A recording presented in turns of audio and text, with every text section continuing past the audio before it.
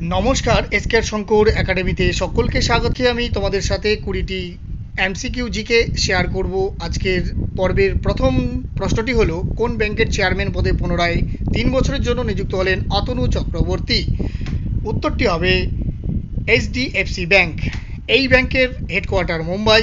প্রতিষ্ঠা হয়েছিল 1994 সালের আগস্ট মাসে।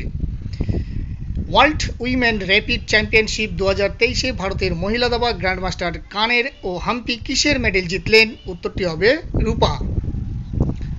মূলধন ব্যয় ও বিনিয়োগের জন্য কেন্দ্রের সর্বাধিক বিশেষ সহায়তা পেয়েছে কোন রাজ্য? উত্তরটি হবে উত্তরপ্রদেশ। পন্ডিচেরি ইউনিভার্সিটির এক্স অফিসিও চ্যান্সেলর পদে নিযুক্ত কে হলেন? জগদীপ ধানকর, যিনি ভারতের বর্তমান উপরাষ্ট্রপতি। হর্ষবর্ধনের পর কে সিংহাসনে বসেন? উত্তরটি হবে অর্জুন। হেক্টর প্রতি ইক্ষু উৎপাদনে প্রথম রাজ্য কোনটি? তামিলনাড়ু। পাঞ্জাবের কোন নদীর জলের নিচে মাটিতে প্রাচীন প্রস্তর যুগের মানুষের হাতিয়ার পাওয়া গেছে? উত্তরটি হবে সোয়ান নদীতে। মহাবীর কোন নদীর তীরে কৈবল্য লাভ করেন? রিজু পালিকা নদীতে। কলিঙ্গের রাজা খারবেল কোন রাজবংশের রাজা ছিলেন? মহামেঘবান। হকি খেলোয়াড় ধ্যানচাঁদের আত্মজীবনীমূলক গ্রন্থের নাম কি? গোল।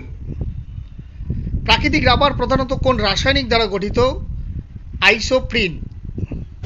বৃক্কের বহিরাবরণীর নাম কি? কর্টেক্স। দ্য ইনসাইডার বইটির লেখক কে? পি.ভি. নরসিমা রাও।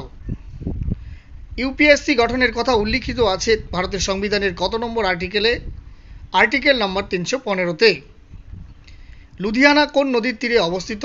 শতদ্রু নদীর তীরে। নিম্নের কোনটির কোনো একক নেই? উত্তরটি হবে আপেক্ষিক গুরুত্ব। ছত্রাকের অধ্যয়নকে কি বলা হয়? মাইকোলজি।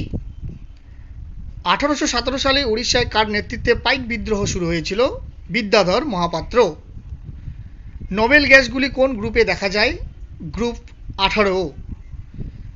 জিব্রাল্টার প্রণালী কোন দুটি দেশকে পৃথক করেছে? উত্তরটি হবে Morocco O Spain.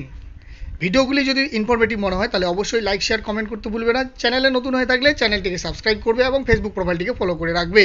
Thank you for watching this video.